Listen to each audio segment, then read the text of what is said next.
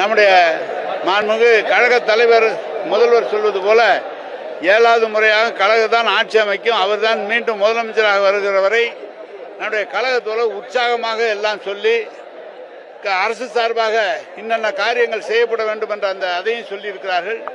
அனைத்துமே குறித்து வைத்திருக்கிறேன். முதல்வரிடம் தெரிவித்து அரசு சார்பாக செய்யப்பட வேண்டிய பணிகளை நிச்சயமாக செய்து முடிப்போம்.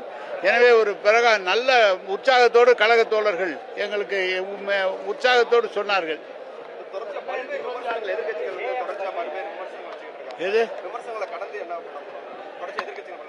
அவங்க ஆரம்பிச்சதுலேருந்து திமுகவை தலைவரை விமர்சனம் பண்ணிட்டு தாங்க. அதை தாண்டி எல்லா தேர்தலையும் 10 தேர்தலையும் திமுக தான் ஜெயிச்சிருக்கு. இந்த தேர்தலையும் திமுக ஜெயிக்க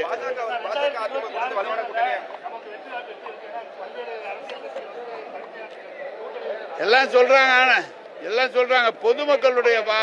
பொதுமக்கள் முழுமையாக தலைவருக்கு நம்முடைய தளபதி அவர்களுக்கு தான் ஆதரவு தெரிவிக்கிறார்கள். எந்த காலத்திலும் கழக தோழர்கள் உற்சாகமாக இருந்த நான் பார்த்ததில்லை. மிக சிறப்பாக உற்சாகமாக எங்களுக்கு உற்சாகம் மூட்டி இருக்கிறார்கள்.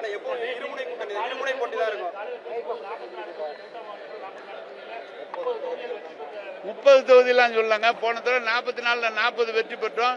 இப்போ என்கிட்ட 41 தொகுதி கொடுத்துருக்குறாங்க. 41 தொகுதி ஒரு 2-3 தொகுதி தவிர பாக்கி எல்லாமே நமக்கு சாதகமான சூழ்நிலை தான் இருக்கு. கணக்கு இல்லை, எல்லாரும் கேட்டிருக்காங்க. முடிவு பண்றது முதலமைச்சர்ல முடிவு, கழக தலைவர்ல முடிவு பண்ண. நான் எப்படி சொல்லுவேன்? சொன்னதை தோன்றதை சொல்றேன்.